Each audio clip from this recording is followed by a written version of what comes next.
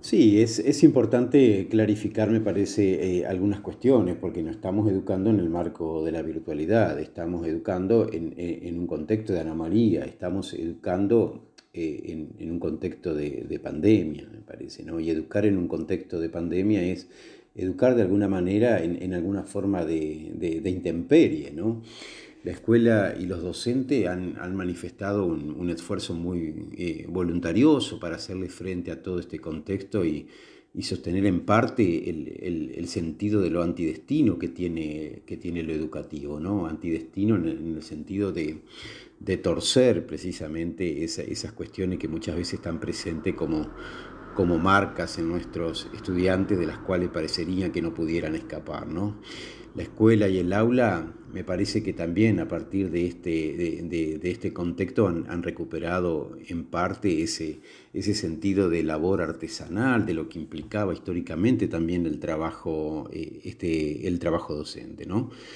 Este contexto de emergencia me parece que precisamente ha venido a resignificar las formas de lo escolar, ¿no? Veníamos de un contexto por ahí donde la figura de la escuela estaba totalmente desubjetivada, había una permeabilidad extrema que la hacía vulnerable también a todo el afuera, lo sigue siendo obviamente, y este contexto de pandemia todavía me parece que sigue sosteniendo esa condición, digamos, ¿no? Pero también me parece que ha venido a mostrar que los medios y la tecnología no reemplazan a la escuela, no reemplazan el aula y no reemplazan tampoco el maestro, ¿no? Hay una clara redefinición de los espacios de aprendizaje del maestro y de la actividad entendida como oficio, como construcción de lazo, ¿no? También es real que este contexto de pandemia desnudó principalmente las desigualdades y las profundas brechas que son producto de ausencia de políticas públicas y de políticas educativas, principalmente en los últimos 4 años, ¿no? Y me parece que por ahí un salto cualitativo de esto se debería resumir en la construcción de una nueva agenda, de un nuevo contrato social, donde la educación tenga donde la educación, los docentes, digo, y las propias familias tengamos un fuerte componente, me parece, de protagonismo como para prever también este contexto y estas situaciones. Igualmente yo quiero destacar algo, me parece que el problema hoy no es quién está dentro, quién está dentro y cómo está a pesar de estar, digamos, ¿no? Porque igualmente los estudiantes que están siendo acompañados por las escuelas y los docentes están pudiendo hacer lo que medianamente la escuela propone.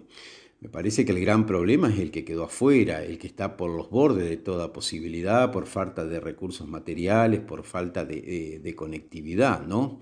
Y la gran pregunta, en todo caso, en ese sentido, sería cómo lo recuperamos, cómo lo volvemos a poner en el sistema, cómo recuperamos esos aprendizajes, porque tampoco tenemos que hablar de contenido, ¿no? Estamos proponiendo, me parece, otras formas de aprendizaje que tienen que ver principalmente con el desarrollo de competencia y con la utilización de otros recursos que permita precisamente llegar a ese contenido por un camino que no sea el de la linealidad que la normalidad propone, ¿no? Me parece que precisamente este contexto nos permite y nos obliga a modelar nuevas prácticas sobre la base precisamente de otros recursos, ¿no? Y en ese lugar de la construcción de una nueva práctica pedagógica, me parece que también tenemos que tener en claro qué lugar le asignamos por ahí a la familia, porque hoy el protagonismo de la familia también en la construcción de ese proceso pedagógico es fundamental, ¿no? Y lo interesante de esto es que a pesar de lo trágico, lo interesante ha sido la fuerte recuperación de ese sentido que tenía que ver, me parece, con pensar en términos de comunidad educativa, ¿no? Ese vínculo familia y escuela que también se ha resignificado y se ha resignificado en un proyecto común. Igualmente me parece que quedan grandes desafíos, ¿no? Son enormes los desafíos que estamos transitando y los que vamos a transitar después de concluido, me parece, este proceso de emergencia sanitario.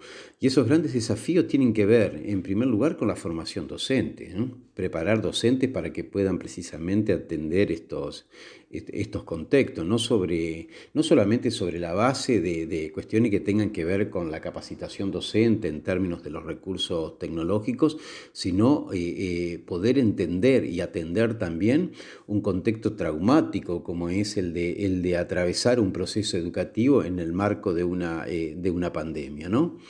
Los recursos tecnológicos en las escuelas también me parece que es uno de los grandes desafíos que quedan, conformar realmente pisos tecnológicos para que puedan también afrontar los desafíos de la conectividad en el marco de estos contextos. Y la definición o la redefinición de políticas educativas mucho más inclusivas y mucho más equitativas también en un punto, ¿no? Porque esta anomalía, que yo la entiendo como una anomalía, ¿no? También en un punto no solo mostró las realidades de nuestros estudiantes, sino que también mostró las realidades de nuestros docentes, ¿no? Las brechas tecnológicas, la posibilidad o la imposibilidad de acceso a la conectividad no estuvo solamente por parte, o no está solamente por parte de muchos de nuestros estudiantes, sino también que está en gran parte de lo que son los cuerpos docentes, ¿no? El manejo de aplicaciones y programas también atraviesa sagitalmente a toda la comunidad educativa y eso potencia no solo las condiciones de desigualdad, sino principalmente también condiciones de inequidad, digamos, ¿no? Entonces, me parece que tenemos que volver a recuperar ese, después de la pandemia o aún en el marco de la pandemia, principalmente cuál es el potencial que tiene la escuela, ¿no? Y la escuela es red, la escuela es contención, la escuela es sostenimiento precisamente de un vínculo que necesita de rostros y del compromiso que se construye en el encuentro de las miradas, ¿no? La escuela tiene un fuerte componente ético que se desarrolla precisamente en esa espacialidad. Y yo lo digo muy claramente siempre, ¿no? En lo educativo no puede haber simulacro. En lo educativo siempre tiene que haber verdad.